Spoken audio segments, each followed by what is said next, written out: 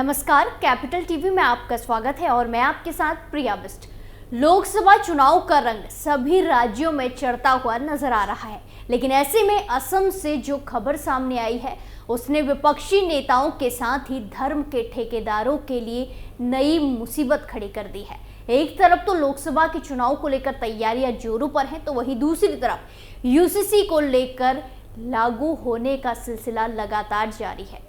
उत्तराखंड के बाद अब दूसरे राज्यों में भी यूसीसी को लेकर सरकारें आगे बढ़ती हुई नजर आ रही हैं और यूसीसी को लेकर छाती पीटने वाले लोगों को जबरदस्त झटका लगा है। तो क्या कुछ है पूरा मामला, सब कुछ आपको हमारी स्पेशल स्टोरी में बताते हैं। असम ने साल 1935 के बनाए गए मुस्लिम विवाह और तलाक रजिस्ट्रेशन अधिनियम को रद्द कर दिया है। इसकी जानकारी सीएम हेमंत बिस्वा शर्मा ने सोशल मीडिया पर दी है। उन्होंने कहा कि इससे अंतर्गत शादी की कानून आयु न पूरी करने वालों का भी निकाह हो रहा था। सीएम हेमंत बिस्वा शर्मा ने कहा कि 23 फरवरी 2024 को असम कैबिनेट ने दशकों पुराने असम मुस्लिम विवाह और तलाक पंजीकरण अधिनियम को निरस्त करने का महत्वपूर्ण निर्णय लिया है, भले ही दुल्हा और दुल्हन की उम्र 18 और 21 ना हुई हो। जैसा कि कानून होना चाहिए कि विवाह का पंजीकरण भी इसके अंतर्गत हो रहा था।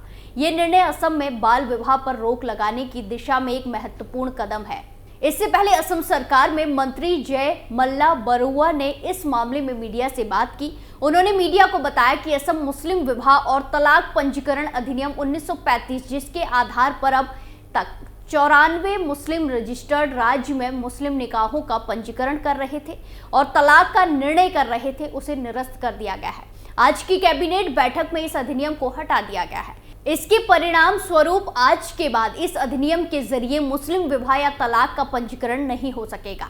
हमारे राज्य में एक विशेष विवाह अधिनियम है, इसलिए हम चाहते हैं कि सभी विवाह विशेष विवाह अधिनियम के तहत हों। बरुआ ने इस कानून को औपनिवेशिक काल का कानून बताया और कहा कि इससे राज्य में बाल विवाह पर रोक लगेगी। गौरतलब है कि पिछले कुछ समय से असम में बाल विवाह पर एक्शन चल रहा है। इसके अंतर्गत 1000 से अधिक गिरफ्तारियां हो चुकी हैं।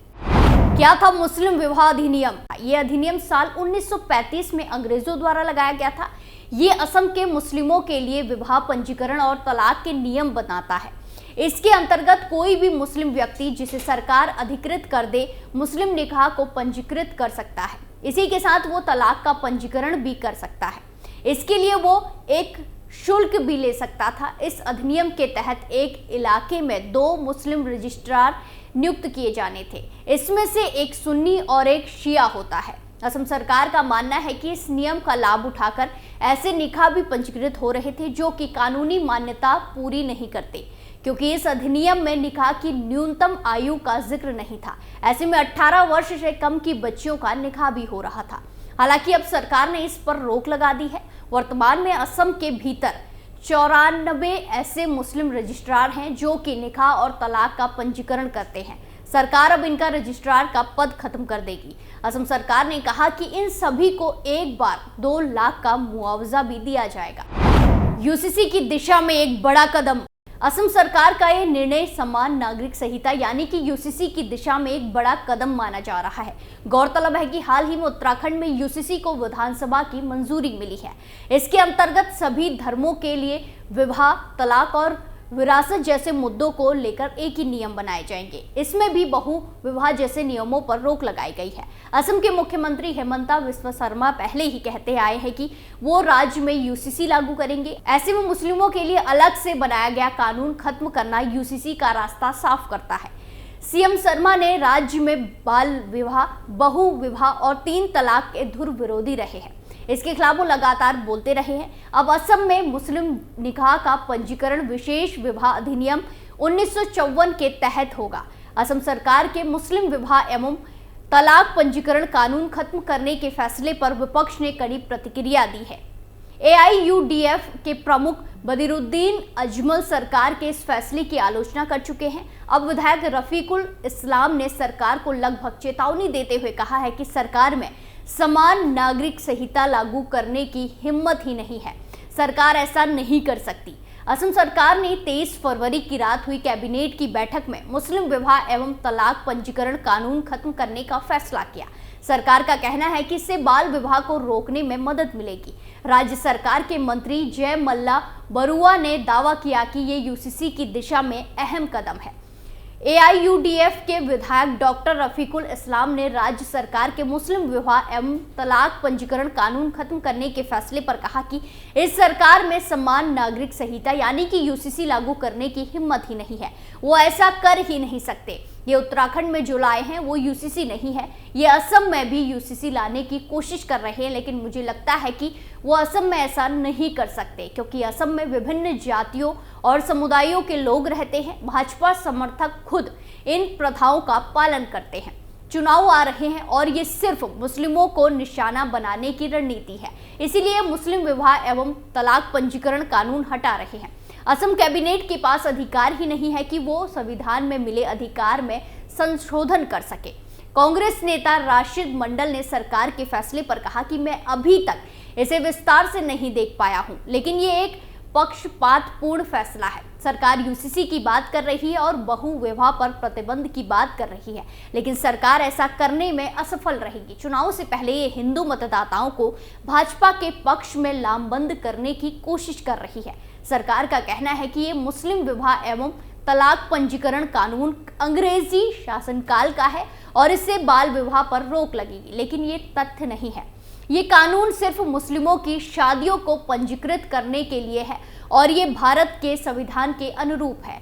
ये मुस्लिमों का पर्सनल लॉ है, जिसे हटाया नहीं जा सकता। हम अपनी पार्टी के नेताओं से चर्चा के बाद इस मामले पर अपनी बात रखेंगे। असम पार्टी के सांसद ST हसन ने असम सरकार द्वारा मुस्लिम विवाह और तलाक पंजीकरण अधिनियम को रद्द करने पर कड़ी प्रतिक्रिया दी और कहा कि उनकी चाहे जितनी मर्जी हो उतने कानून बना लेने दो, लेकिन मुस्लिम सिर्फ शरीयत और कुरान ही मानेंगे। सपा सांसद ने आगे कहा कि सारे टारगेट केवल मुस्लिम है। समाचार एजेंसी से बात करते हुए हसन ने कहा कि इस बात को इतना हाईलाइट करने की जरूरत नहीं है।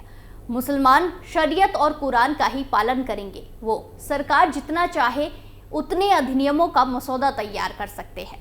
हर धर्म के अपने अपने रीति रिवाज होते हैं, इनका पालन हजारों वर्षों से किया जा रहा है, उनका अनुसरण जारी रहेगा। हसन मुरादाबाद से सपा के सांसद हैं और पेशे से सर्जन हैं। वो मुरादाबाद के पूर्व मेयर भी रह चुके हैं। सरकार ने मुस्लिम मैरिज एंड डिवोर्स एक्ट के तहत काम कर रहे 94 मुस्लिम रजिस्ट्रार भी हटा दिए गए हैं। उन्हें 2 लाख रुपए एक मुश्त मुआवजे के साथ कर्तव्यों से मुक्त कर दिया जाएगा। अब आपको बता दें कि मुस्लिम मैरिज एक्ट खत्म होने के बाद असम में क्या कुछ बदल जाएगा। मुस्लिम विवाह और तलाक पंजीकरण अधिनियम 1935 एक्ट के तहत शादी का रजिस्ट्रेशन होता था और रजिस्ट्रेशन में इस बात से फर्क नहीं पड़ता था कि लड़की की उम्र 18 वर्ष से ज्यादा हो या पुरुष की उम्र 21 साल या उससे ज्यादा हो, यानी बाल विवाह को भी बढ़ावा मिलता था। अब असम सरकार का तर्क है कि क्योंकि शादी के लिए देश में पहले से ही स्पेशल मैरिज एक्ट है, तो अब इस कानून की जरूरत ही क्या है। साथ ही इस कानून के खात्मे के साथ बाल विवाह को भी रोकने में मदद मिलेगी। अब मुस्लिम निकाह या तलाक का अलग से रजिस्ट्रेशन नहीं होगा। कम उम्र में विवाह इस कानून के तहत वैलिड था, अब नहीं रहेगा। मुस्लिम में स्पेशल मैरिज एक्ट के तहत निकाह नहीं होता था, अब होगा। जो 94 मुस्लिम रजिस्ट्रार मुस्लिम निकाह के मामले में रजिस्ट्रेशन के लिए इस एक्ट के तहत काम कर रहे थे, उन सभी को एक मुश्त 2 लाख रुपए का मुआवजा देने के बाद हटा दिया गया है। अब ये शक्ति जिला आयुक्त और जिला रजिस्ट्रार को दे दी गई है।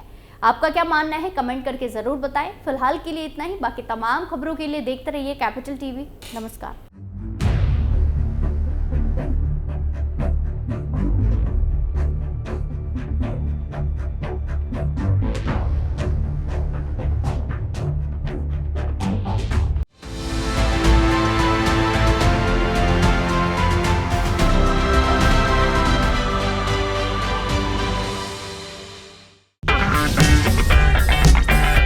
अगर आपको हमारा वीडियो पसंद आया हो तो इसे लाइक करें, हमारे चैनल को सब्सक्राइब करें और हाँ, बेल आइकन दबाना ना भूलें ताकि आप तक हमारे वीडियो की नोटिफिकेशन पहुंचती रहे। आप अपना सुझाव हमें कमेंट बॉक्स में दे सकते हैं। हमारे साथ जुड़ने के लिए शुक्रिया।